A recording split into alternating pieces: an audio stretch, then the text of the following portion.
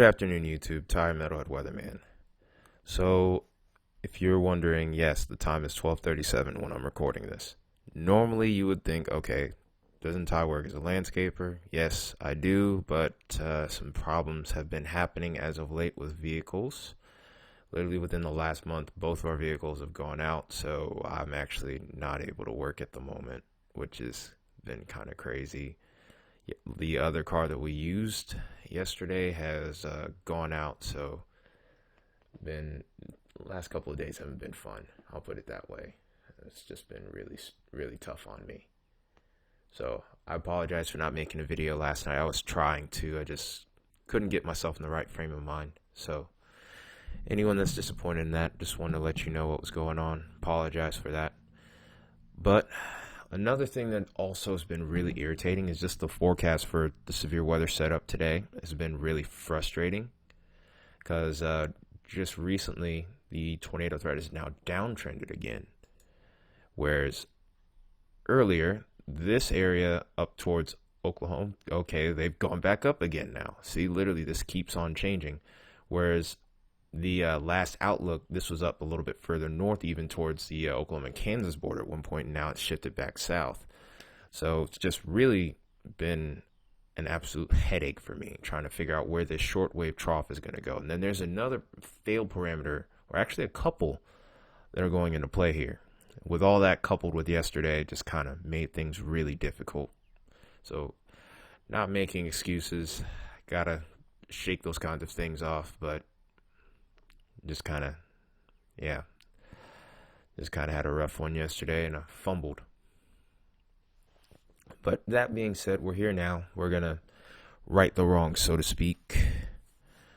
But one other fail parameter I do want to mention, I mentioned it just a second ago, are these showers and storms that are going over this area right now, which may hamper the amount of instability that's available for later this evening.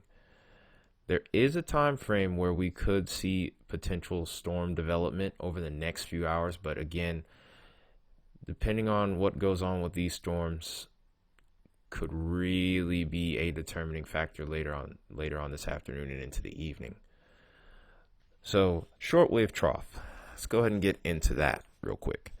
So, for our shortwave trough, we usually look at about 700 millibars, which is about right around the mid-latitudes of the atmosphere.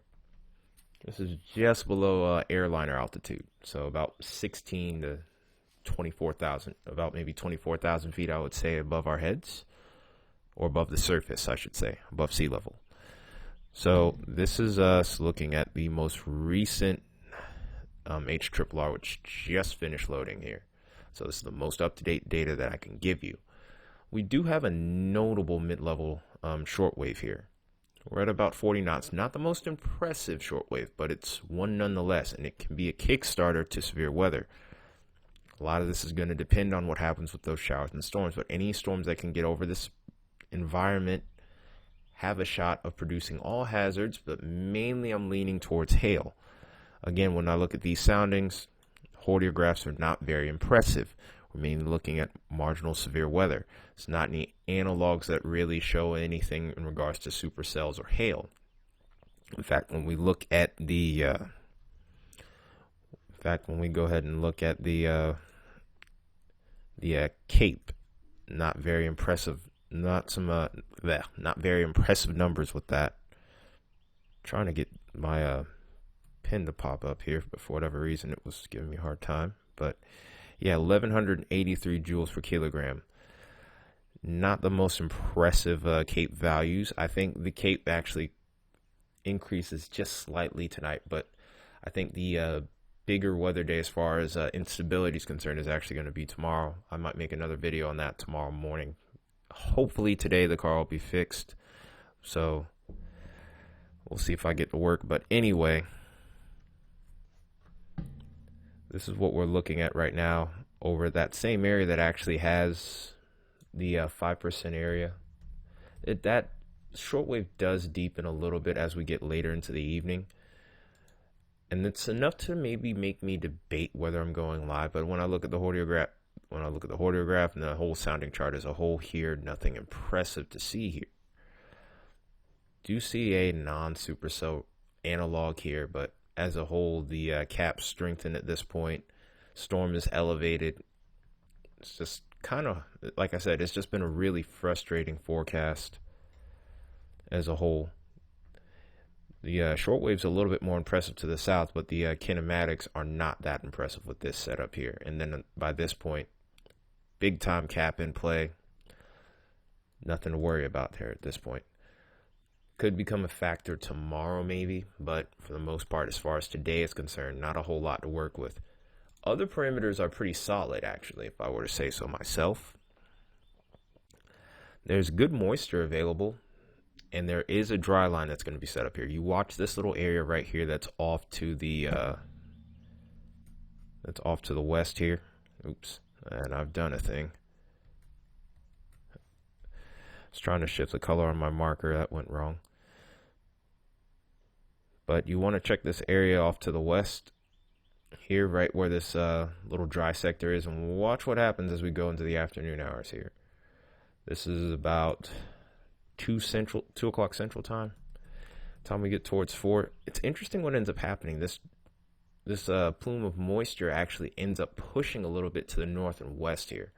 But here's where our dry line is. And you can kind of see here.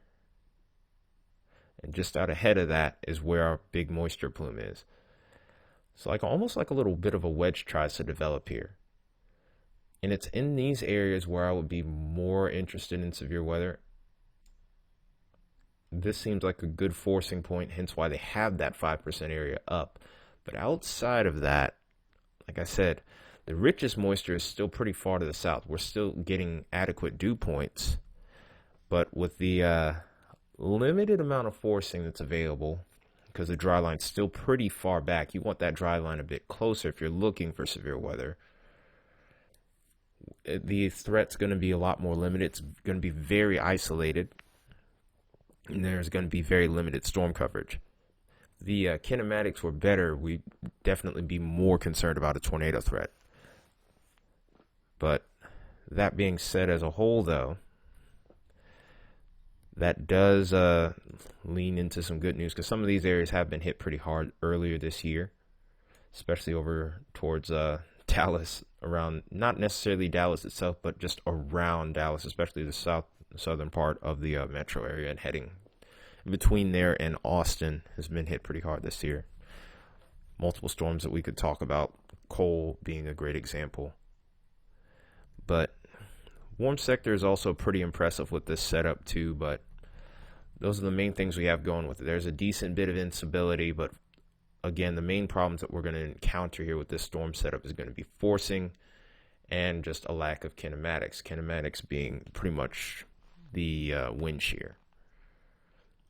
Another great example to look at there would probably be the bulk shear.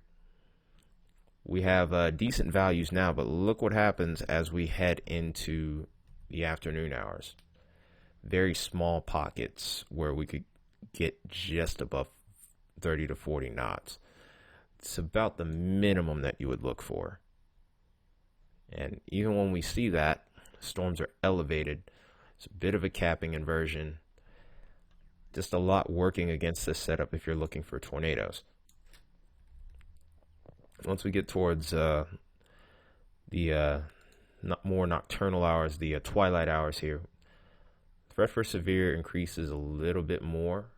There's a little bit more shear available, but by that point we're losing instability. The timing of this setup just isn't really yielding to a massive severe event. So by the time we get towards this point where we get that bulk shear really starting to kick up here, watch this audiograph. Perfect example. Look at that. Nothing. Then there's still a pretty strong cap in place at a couple of different levels of the atmosphere. So just if you were worried about a tornado threat tonight, I wouldn't say that there's a 0% chance, but there's going to be a very limited window, and it's going to be very difficult for these storms to really flourish. So no need to look at the significant tornado parameter. You can look at the instability here as well. And you can see here, not a lot to work with. There's a few areas where we get to about 2,000 joules per kilogram, but outside of that,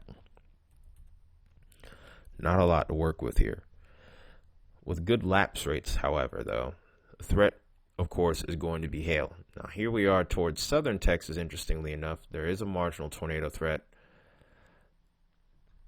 but it's these lapse rates here that I'm most interested in. And towards the mid-levels and the higher levels, there's decent ones, enough to produce some significant hail. In fact, there's quite a few analogs here that support hail above golf ball size at this point, so that's pretty interesting to see there. And then as we go later into the evening, of course, we lose that instability like I was talking about. The other fail parameter we have here is the capping inversion, or CIN. Gone over this in a couple of videos in the past, but the brighter the colors here, the stronger the cap. Look what we have here. We're getting above negative 200 here. When you get into the negative 200, that's a pretty solid cap. When you get above negative 300, it's a pretty impressive cap, and it's pretty hard to break that without some kind of forcing. That dry line just doesn't really seem like it's intent on moving at all, and as a result, look at that. It's hard to see here in the red with that negative 324. That cap's going to be very tough to break. You need a cold front, a dry line, or a low pressure typically to break that cap, or the low level jet to kick in. But the low level jet isn't even strong enough to do that. So there you go. And then look what happens by overnight and early morning. Look how strong the cap gets then. It's kind of ridiculous. But that being said, that's pretty much the deal for Texas today. I know I kind of nerded out a little bit on this stuff. If you want to know more about that, just feel free to ask questions in the chat, and I can work on making videos in the future. I have no idea what the future holds for me as far as my job, so I'm going to try to be more active on here until I can figure it out. But hopefully we get some resolution soon. Either way, I'll be here regardless. This has been Metalhead Weatherman. You guys take care, have a nice day, and I hope to see you soon.